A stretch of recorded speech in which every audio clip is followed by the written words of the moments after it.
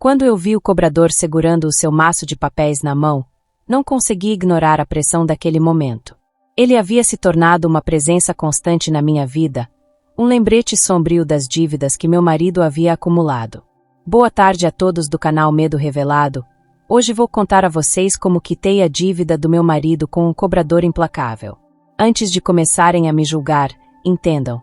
Eu fiz o que precisava ser feito para manter o meu casamento de pé. Meu nome é Carla, tenho 34 anos, e esta é a minha história. Sempre fui uma mulher elogiada por onde passava. Cabelos longos e escuros, corpo esbelto, e uma personalidade que sempre atraía olhares. Sou casada com Eduardo há 7 anos, e tudo parecia perfeito no começo. Ele, com seus 45 anos, era um homem trabalhador, alguém que enfrentava os desafios da vida com coragem. Nosso casamento parecia ser sólido como uma rocha. Eduardo era dono de um pequeno negócio de venda de equipamentos de som, algo que ele herdou do pai. Porém, sempre quis expandir o negócio, e foi aí que as coisas começaram a desandar. Ele estava determinado a transformar a loja em algo maior, mais lucrativo. Nossa loja era modesta, mas tinha seus clientes fiéis, aqueles que vinham tanto pela qualidade dos produtos quanto pelas conversas que Eduardo gostava de manter. Mas ele queria mais. Após algumas conversas com amigos, Eduardo teve a ideia de importar equipamentos mais sofisticados para atrair uma nova clientela. E para isso, ele precisava de dinheiro. Tentamos bancos, parentes, amigos, mas ninguém pôde nos ajudar com o valor necessário para dar o próximo passo. Foi então que ele tomou a decisão que mudaria tudo. Pediu um empréstimo a um homem conhecido na cidade, chamado Jorge. Ele não era exatamente um agiota violento, mas seu nome era temido. As pessoas diziam que quem não pagava suas dívidas a tempo acabava em apuros. Eduardo, no entanto, estava tão confiante no sucesso do negócio que ignorou os avisos e pegou os 50 mil reais que Jorge ofereceu, prometendo pagar tudo em 6 meses. Os primeiros meses foram animadores. Os novos produtos começaram a chegar e a loja ganhou um movimento nunca antes visto. Eduardo estava cheio de energia, sempre otimista. Mas, como tudo na vida, as coisas mudaram. A concorrência foi ficando mais acirrada, e logo percebemos que os clientes que compravam os produtos mais caros não eram tão frequentes quanto esperávamos. O dinheiro que entrava não era o suficiente para cobrir as despesas, e logo as parcelas da dívida começaram a vencer. Eu via o desgaste no rosto de Eduardo.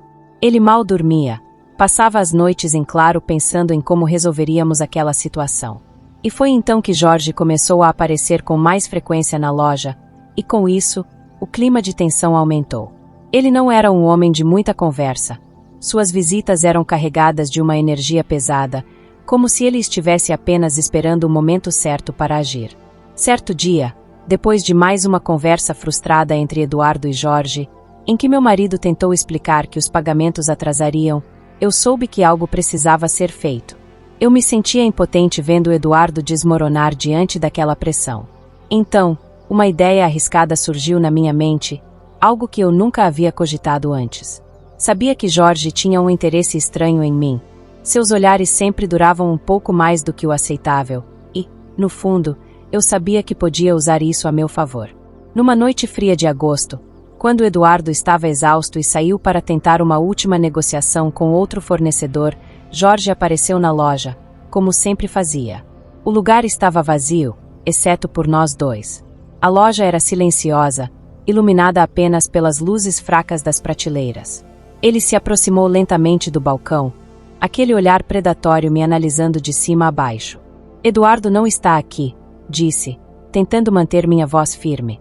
Eu sei, respondeu ele, com um sorriso malicioso.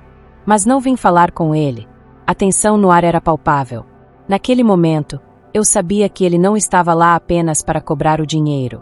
Algo muito maior estava em jogo. Com o coração batendo forte, tomei uma decisão.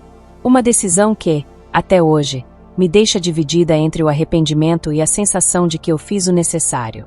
Vamos conversar nos fundos, sugere, tentando não demonstrar o nervosismo que consumia cada parte do meu corpo. Caminhamos até o depósito, um lugar abafado e isolado, longe das câmeras de segurança. Ao fechar a porta atrás de nós, senti como se estivesse entrando em um território desconhecido, onde as regras não existiam e tudo poderia acontecer. A adrenalina corria pelas minhas veias enquanto eu colocava meu plano em ação. Jorge se aproximou, suas intenções claras em seu olhar. Eu sei o que você quer, Carla. E sei o que posso oferecer em troca. As palavras dele ecoaram na minha mente. Eu sabia que estava prestes a cruzar uma linha, mas também sabia que aquilo poderia salvar Eduardo e nossa loja. Tirei minha jaqueta lentamente, olhando diretamente nos olhos dele. Eu quero que você perdoe a dívida do Eduardo, disse, minha voz baixa e firme. Em troca, você terá algo que nunca pensou em conseguir. Ele sorriu, um sorriso cheio de intenções obscuras. Naquele momento, todo o peso do mundo parecia cair sobre mim, mas eu segui em frente. O que aconteceu naquele depósito foi algo que nunca pensei que faria, mas fiz. Jorge aceitou o acordo sem hesitar. Nos dias seguintes, as visitas de Jorge continuaram. A cada encontro, uma nova parcela da dívida era quitada, mas o preço que eu estava pagando era alto. Eduardo não fazia ideia do que estava acontecendo, acreditando que suas negociações estavam começando a dar frutos. Ele estava aliviado, e a loja voltou a ter um movimento decente, mas eu sabia que aquilo não duraria para sempre. As semanas passaram e, a cada novo encontro com Jorge, eu sentia uma mistura de culpa e poder. Eu estava no controle da situação, ao menos por um tempo. Mas, ao mesmo tempo, sabia que estava destruindo a confiança que meu marido tinha em mim. Finalmente, depois de 1 mês e meio, Jorge desapareceu. As dívidas foram quitadas, e Eduardo estava mais tranquilo do que nunca, acreditando que havíamos superado o pior. Mas eu sabia a verdade. O preço que paguei foi muito maior do que qualquer valor em dinheiro. Hoje, enquanto conto essa história, ainda me pergunto se fiz a escolha certa. Se ter salvo nosso negócio valeu o que sacrifiquei. A única coisa que posso dizer com certeza é que nada nessa vida vem sem um preço, e eu paguei o meu, de uma forma que jamais imaginaria.